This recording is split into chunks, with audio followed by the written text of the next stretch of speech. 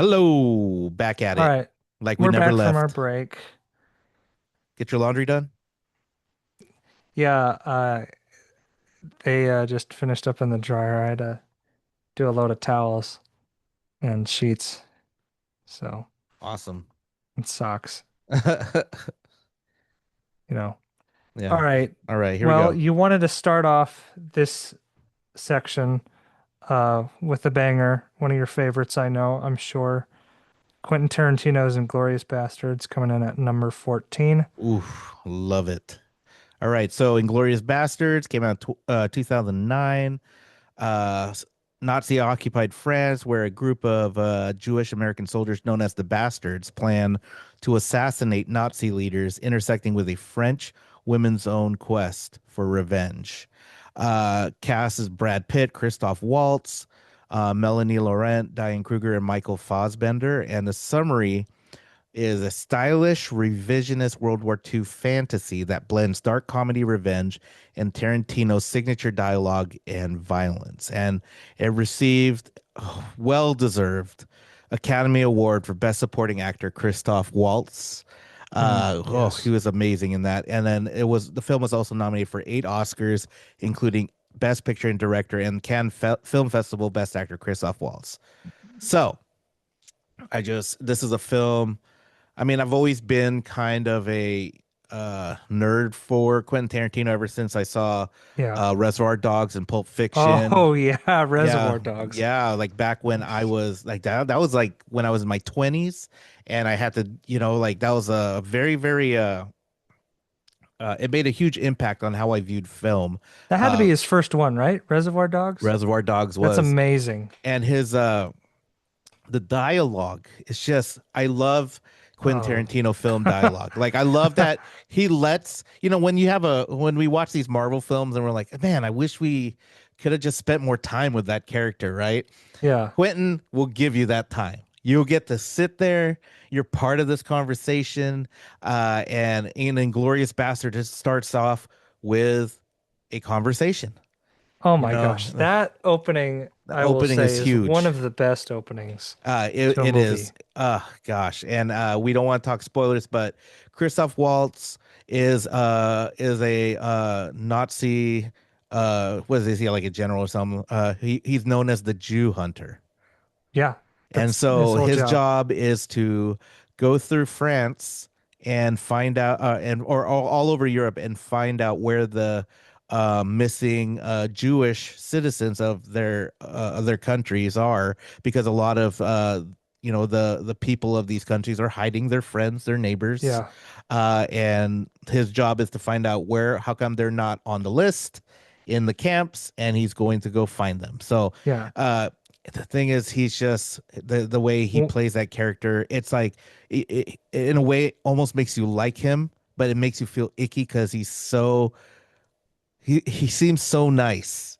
But then you see the evil in him towards the end of every conversation where, well, I'm here for a job and I'm really good at it. well, And and you yeah, know why people like him is that because he's so smart, he can see right through people's lies, and yeah, then he'll just like take a finger and like stab right into the wound yeah. without outing you. And He'll he'll just dance around it. he'll dance around it. He'll mess with you. No, It's like really incredible. and just like the little details that Quentin Tarantino puts in there for us as the viewer, right? Like we don't speak German, a lot of us don't, and then for the American viewers, or we don't speak French. So Right. in that intro scene, like just like little nuances where the Jew hunter, Christoph Waltz, goes and asks, "Hey, do you speak English?" Yeah. And then they both start, the French guy and the German guy was like speaking English, and so I was like, okay, cool, cool, cool. Like I was like, oh, that's totally for us. But there was a strategy that them speaking English meant the Jews hiding under the house wouldn't understand what they were talking about, Right. and I was just amazed by that. But anyways, but that's just like one part, but I love every bit of this film. I love that it takes its time. I love Brad Pitt in this. Oh, It's so please do funny. talk about those guys. Oh gosh, the bastards were amazing. It's everything you want in like an American uh crew going out hunting hunting Nazis. My fault. Right. Yeah. Uh Please make yeah. that clarification. Yeah. Hunting They're Nazis. hunting Nazis. And They're it's Americans. just so Eli Roth was an actor. He's known for his horror films, but he plays the bear Jew. So he walks around Yeah. with a baseball bat to knock Donnie, yeah.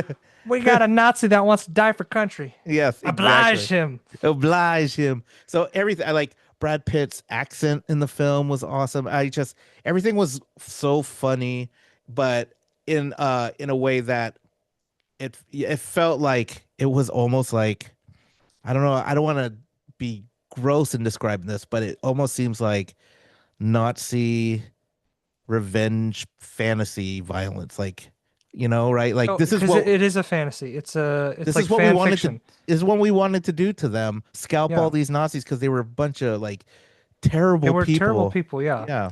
I mean, in So, contrast to the zone of interest, right? You oh get yeah, the and that doesn't story. even like that's just like I don't even know if I can even explain all the great parts in this, but like There's so many good scenes yeah, but in like this movie. Melanie Laurent plays Shoshana, and those so funny because she's a Jew in France, but then she escapes and survives after her family was murdered and was able to work in like Paris. And no, yeah, and it's so funny because then it just stresses that none of these German men knew she was Jewish. That means Right. like they you can't tell. She's a French Jew working at a movie theater that the Nazis were going to use to like celebrate one of their propaganda films, and Hitler was going to be one of the guests, and that was so like cool. And yeah, no spoilers, but Right. But I re yeah, no, I want to unpack your point because like just to go on a bit about anti-Semitism, I just feel like people look for it. yeah, Because I wasn't raised to know like, oh, this name means that, oh, this trait, this caricature, that's offensive to these people. Kids aren't raised knowing that. Right? It's just the people that are intentionally programming, prejudiced, yeah, right? They're the ones that make these jokes. And then these jokes are what perpetuates these stereotypes because stereotypes are usually the butt of a lot of racist jokes. And so I didn't know any of that. I don't know anything about exactly, physical things, names, just the whole icky, oh, all Jewish people work with money kind of fallacy and yeah, stereotype, right? yeah, That just doesn't make any sense. So to your point, yeah, in order for people to notice it, you really have to look for it because during this time, like people could blend in as like someone's cousin, someone's kid. yeah, Just pass them off as French or German, yeah. not Jewish. No, of course, and that it makes me think of like in a more beautiful sense, Life is Beautiful back in the 90s, right? Where like they were what French or they were They're Italian Italians. Jews, Yeah. and like you look at their friends who weren't Jewish, they looked Italian. Like it's their mannerisms, everything about it. It's like so it's so Yeah. frustrating that that had to happen in like our history, like our world history. But anyways, like I strongly recommend this. I think it's one of like probably top three Quentin Tarantino movies of all time for myself. But literally, Yeah. Christoph Waltz, I could watch that guy just like recite a phone book. He's so good in this film, and he's really such a great character actor. And what's even great is that later when he shows up in Django Unchained and then he plays like the total opposite Right. German character. So it's Also like won an Oscar for that one. yeah, it's so he's so talented. But yeah, love Brad Pitt, love Christoph Waltz, I love Yeah. Quentin Tarantino, everyone in there and the whole film just essentially just violent fantasy for Jews, just Yeah. like if they had like violent tendencies in their minds. This Or is just even Americans, like if you yeah, just really don't like the Nazis or yeah. So any injustices like that. no, I love it. I'm really interested to hear your take or Yeah. your hot takes on this. I say what stands out, I mean, the acting from Christoph Waltz for sure.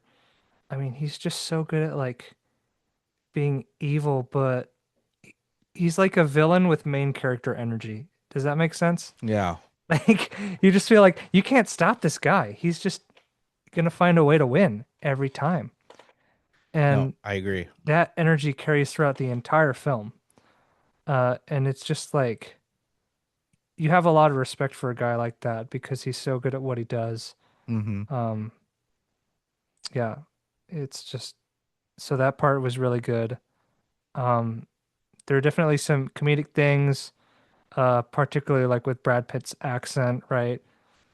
They're just kind of Buongiorno. they're just kind of goofy American soldiers. Yeah. They're kind of a little ditzy, but they're likable enough. And just the way that Tarantino weaves, there's like all these different story arcs, right? You have Shoshana, Yeah.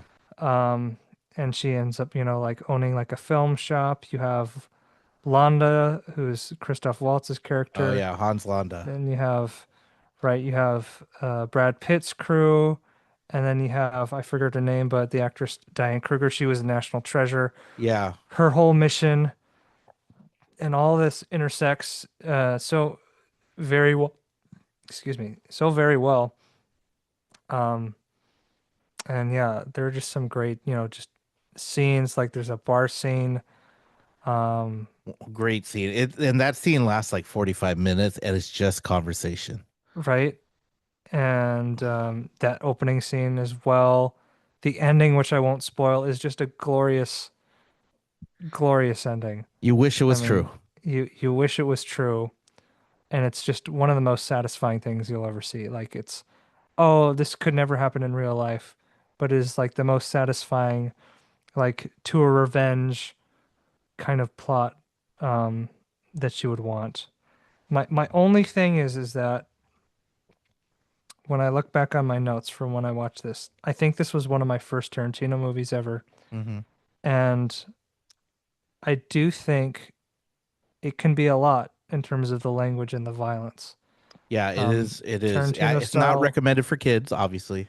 right? It's just kind of very explicit, and so I think there was quite a bit of a shock for me when I first watched that because yeah, I actually think looking back at it, it was either that or Once Upon a Time in Hollywood Also were my amazing. first or my first Quentin Tarantino film. So I don't think that when I watched it for the first time, I really liked that style that Yeah. he brings in terms of just like that raw language dialogue,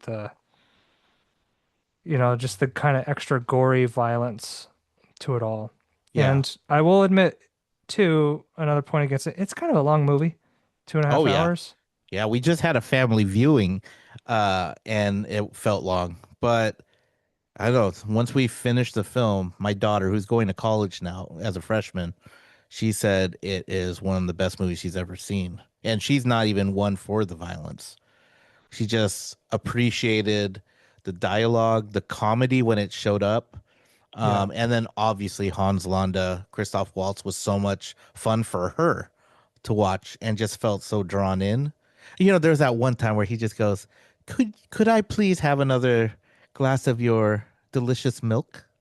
Like like he already knew he was gonna like screw this guy over and kill it, but he's gonna have one more glass of milk. Let him know that I know what you're doing here, but I'm gonna take milk from you right now because it was actually delicious. Like it's Yeah. just kind of like it was such a cool scene. Um, I know I was listening to Quentin Tarantino. There's like a book. I think you would love it.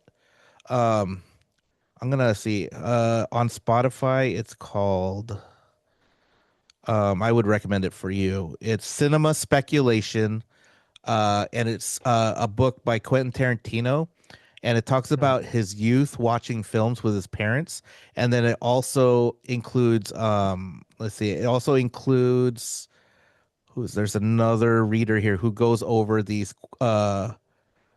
Eduardo Ballerini, and he goes and Okay. talks about different films. And the chapter goes like Little Q watching big movies is the first chapter, and then they spend 26 minutes just talking about the importance of the movie Bullet, Oh, yeah. and then the importance It's a of the movie I've seen. Yeah, Dirty Harry, Deliverance, The Getaway. And it's so cool. Like my daughter and I were listening to him on our drive to Pullman, which was like a 5 hour drive. So it was pretty cool when he Yeah. talks about little Q hanging out with his mom and stepdad, and they took him to the movies. Yeah. So okay. So Everyone deserves inspiration. So yeah. Let me guess your score for this first. I bet you would give this movie 10 out of 10 stars. easy. Yeah, easy 10 out of 10. All right, and for me, Okay, you liked it, but the violence. So I say violence takes down a point. Length takes out a point. So I'm gonna say because I don't think you want to give another seven because you've been giving out too many sevens. I'm gonna say you're gonna give it at least an eight. I mean, first of all, these are usually premeditated. Second of all, it is an eight. You were Yes. right. I just, so first time I viewed it as a seven, but like when I just wrapped my brain around it, and granted, it's been a couple years since I've seen this Yeah, movie, sure, sure. I, I've got to be like, there's no way it's lower than an eight. It can't Um, be. right. But I gotta trust my past self, bump it up by a point to an eight. So that's a BDC nine, which is pretty Yes. good. That's one of our higher scores. Yeah. All right. Nice. I'll take that. Yeah. Wait. After we go through this list, I want to go through all the other movies and see, and like, we should see what we scored them, like from the previous 10. So we could see like which ones were our highest rankings. Yeah, sure. I'll just So, say what our top five or 10 are okay, after cool. this. All right. Okay. Number 15. Let's keep moving. City of God, Oof. foreign language film. Yes. This movie came out in 2002. Yes, and I can I'll give the synopsis here. This is directed by Fernando Meirelles, chronicles the rise of organized crime in the favelas of Rio de Janeiro from the 1960s to the 1980s through the eyes of a young aspiring photographer. It's a raw kinetic crime drama that blends coming of age storytelling with brutal violence and documentary like realism. It is 4 Academy Award nominations for directing, cinematography, editing, and writing. BAFTA Independent Spirit Award wins, and widely considered one of the greatest foreign language films. And you know what's funny about this? I was listening to Shane Gillis on his podcast, and they were talking about great films, and he brought up City of God was one of like the best films he's ever seen. So, Okay. and that's coming from, A a, comedian. a comedian, and that's so funny because I just listened to that today.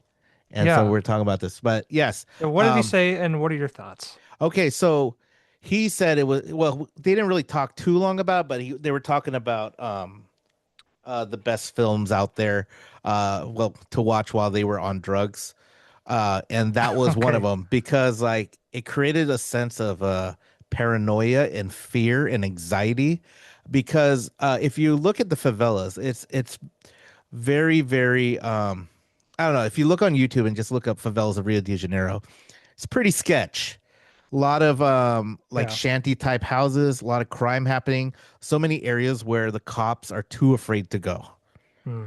Yeah. And so but seeing it from like these kids in the film, these young people in the film, it gave me panic attacks like while I was watching. Wow. And I was because Oh I my when I gosh. saw this 2002, so I was 22. So and so that was like I watched it with a friend, and there was this documentary. We watched City of God, and then we watched this documentary called Baraka.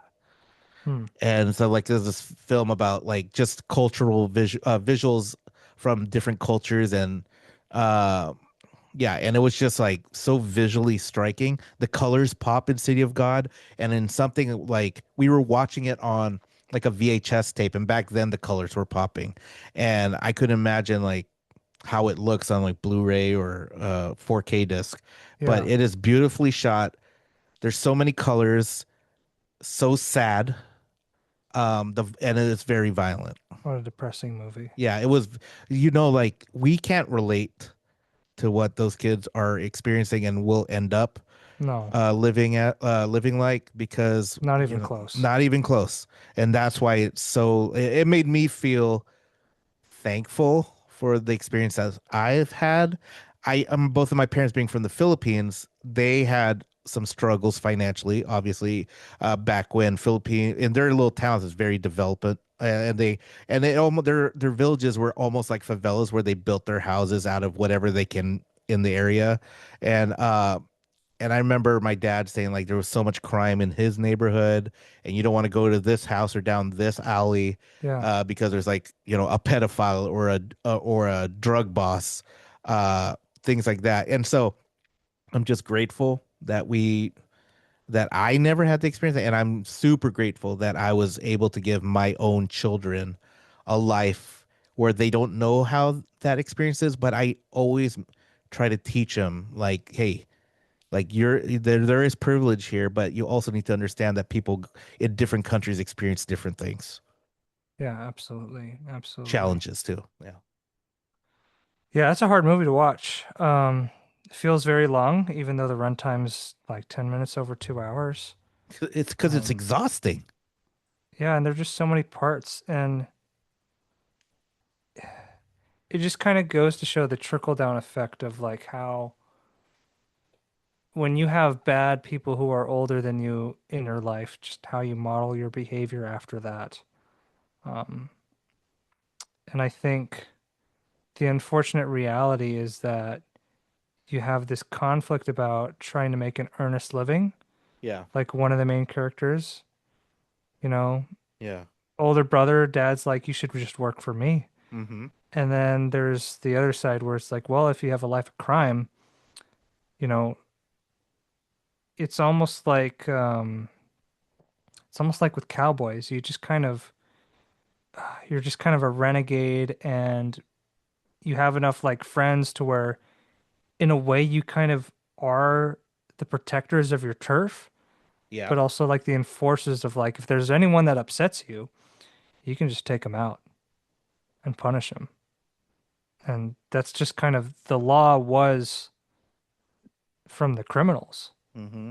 That's how that society worked. And then you just have that whole war that goes back and forth, and it gets to the point where nobody knows what they're fighting for anymore. Mm-hmm. They're just kind of trapped in the system. And really, my thing is that I believe that the biggest cause of crime is poverty. Mm-hmm. I think people that aren't impoverished, they have no need to fight. They don't really have any need to hate or maybe worry as much. Yeah. Um, just because of their station. Like these tendencies are from insecurity and from poverty. It's a Yeah. lot easier to just kind of resort to running a community in this way. Um, because it's just like the phoenix. Like you kill one, somebody else takes the place. Mm-hmm. Ultimately, the evil does not end with just one person dying. Yeah. The social cycle. Yeah. It just that's what they know. That's what they believe Yeah, is their destiny. If you live in that world, yeah, no one's there to make things better because yeah, people are too afraid. And if you have money, why are you gonna go in there? Like yeah, they're gonna go run themselves. yeah. And really, a lot of these people were just kind of forced in this area. It's just kind of like the release valve, Mm-hmm. so to speak, I think. Um, yeah, it's not a happy movie. Nope. Um, if the job of this movie is to make you feel depressed and sad, it does a good job of that. Mm-hmm. Just kind of traumatized. Um, yeah, I left no notes from when I watched it. I watched it a couple months ago. Mm-hmm. All I did was give it a rating. That's Yeah. about it. Hmm. Okay. So my guess for you, I don't know. Do you think it's too high on the list? Uh, I know that particularly, I mean, on this list, I know people hold this in high regard. I have friends that would give this 10 out of 10, and Yeah, me too. Me too. I just I don't agree with that. I know that's a little bit of a giveaway, Yeah, but The XYZ boys. Yeah, we ultimately, I think it's high for me. I can Uh, understand that people disagree with that take, hmm. but for me, since you're asking, it's kind of high. Okay. So I'm gonna say ho- I don't think you could give this one an 8, but I'm gonna say because seven, I based on what you've given a seven already, and I think you're holding this to a high regard based on your social relationships. I'm gonna say this one's an 8 for you because it's high. The seven. Oh, I wanted to go seven. You tricked me out of that seven. I How? wa I think it I was was gonna give you a tricking set. you into a seven. No, I was thinking you were just sitting on seven. And I was sitting on seven the whole time, and then No, I was I like, like again, it's like I oh, would give this a six, but I respect it, so plus one. uh, okay. The All plus right. one respect. How about me? For you, oh gosh. It's definitely no See, Happy Gilmore it's too. it's I haven't seen that one It's yet. good. I don't think you would give this a nine or a 10. Mm, made you feel grateful. Maybe it's a maybe it's a eight for you. True. Too high. Seven. Okay, you tricked me out of a seven too. Yeah, Look yeah. at that. All right, so that's a We combo. played each other. We played That's ourselves. I really wanted to say seven for the meme. All right, so that's a seven combo Whew. for Okay, us. so Good job. okay. So this next one, wait, so we got this next one. Is it Crouching Tiger? Hidden Dragon. Okay, so One of my this favorite, just the name alone. I don't think the movie had anything to do with any Crouching Tigers or Hidden Dragons, but that's just kind of a cool name, don't you think? Yeah. So Crouching Tiger, Hidden Dragon, and dude, this guy shows up back to back too. So it's gonna be interesting. Uh, Crouching Tiger, Hidden Dragon from 2000, director Ang Lee. Two warriors chase a Oh stolen wait, magic Ang sword. Lee directed this? Yes, that's why it's That insane. is No, wild. no, I know this. Shh, shh, shh. Confront hidden desires, honor, and love in the Qing Dynasty China, and the cast includes action superstar Chow Yun Fat, Michelle Yao, who's killing it now.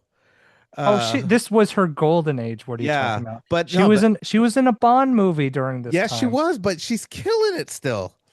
Because we Yeah, I have mean, another one of those films. I don't know if it's on our list today, but it's coming up. Where she's also in it too. So, anyways, the summary here says a lyrical martial arts epic that combines poetic storytelling with gravity defying action sequences.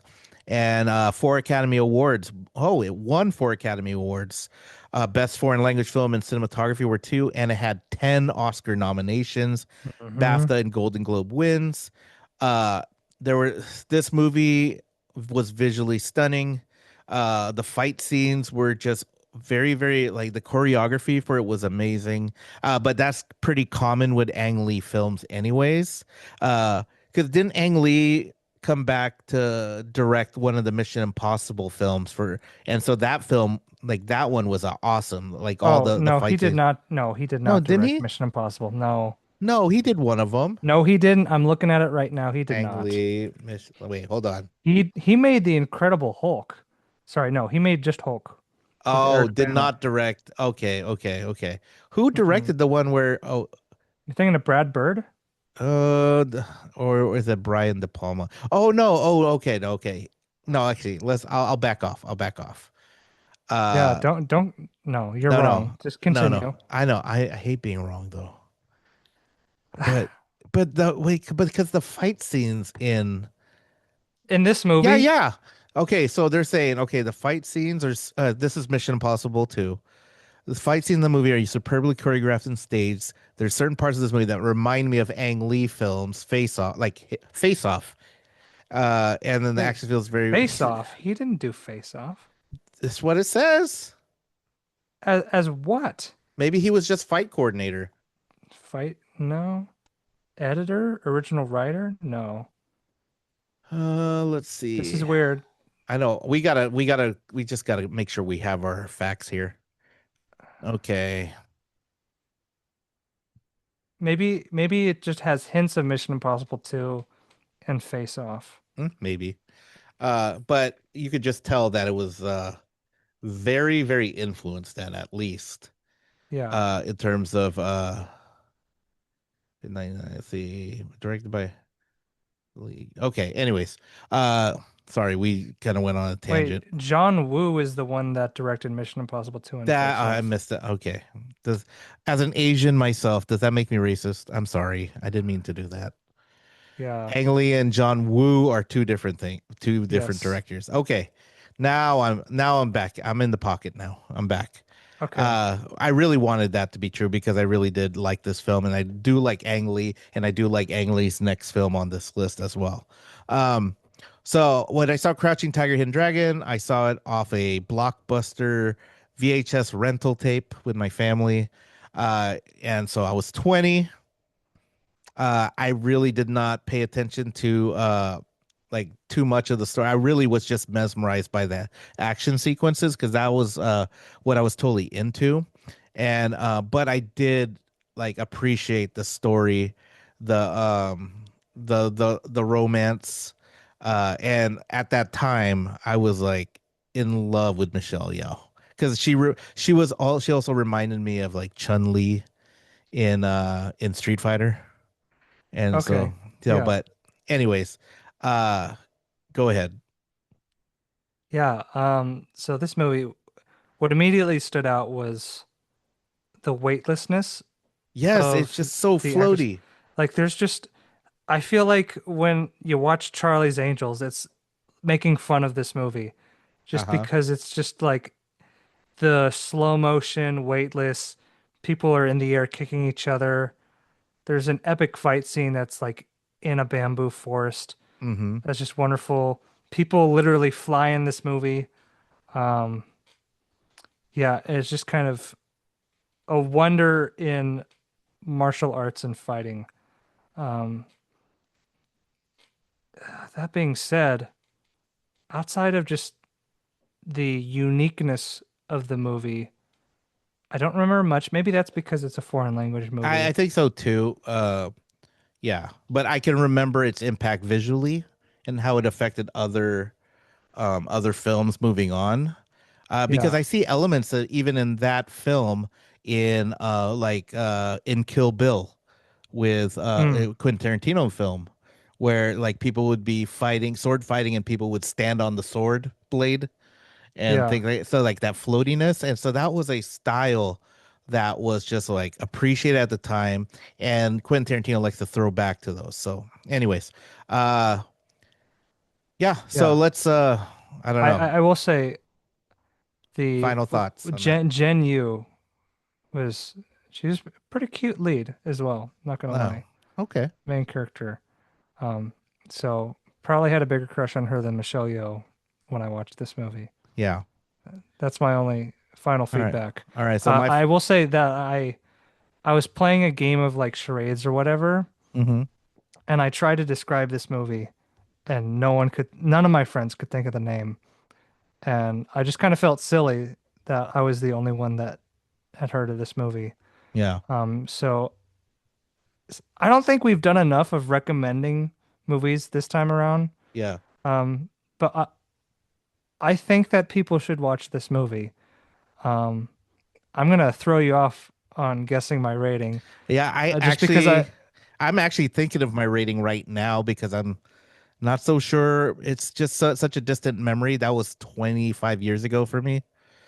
But I can only remember very nice costumes, bunch of Asians fighting with swords on top of the yeah, rooftops. But I'm gonna say I understand its impact. So there's the hmm respect point. The actors were amazing, and I don't know, it won 4 Academy Awards, and but the thing is, I don't see it as something that people go hunting for. Well, I'll leave you with two things before you guess mine. Okay. Number one, this movie came out in 2000. You know how many movies are represented from this year on this list? Ooh, Nine. 9. Oh man. Nine movies from 2000. Wow. This being one of them. That is the top year. funnily Wow. enough. And that was the The movie? What? first What? Come on. 2000, 9 movies from Yeah. 2000. Interesting. So, and you know what? One of your favorite movies that came out in 2000 was Gladiator. Yeah. Yeah. So, Oh. to throw you off just a little bit before you guess, this might be the best movie I've seen from that year. Oh, dude, that sucks. So, Okay, you're throwing me off. Okay. so I'm just gonna be quick with my guess. I'm not gonna overthink it. 8. 7. Okay. Giving it a 7 to All start. right. I've only seen it once. Oh yeah, same here. It's not that memorable. For you, let's say 7. Let's 7. say 7. 7. Yeah. Another 7 combo. Yeah. Wow. Getting a lot of mid vibes. Yeah, this part of the list. I thought when I saw the list, I was thinking, "Oh man, there's some these are like I've seen most of these films." But Yeah. then I didn't realize, "Oh shoot. I may have seen them, but they weren't like, They're not like the ones you rewatch or talk about. yeah, yeah. The next film that we're going to talk about in the next segment is a film that I do want to talk about because it was huge at the time, Yeah. and I actually went to the movie theater with a friend to watch it. Oh, let's I want to hear the So story, but yeah, but yeah. we'll be right back.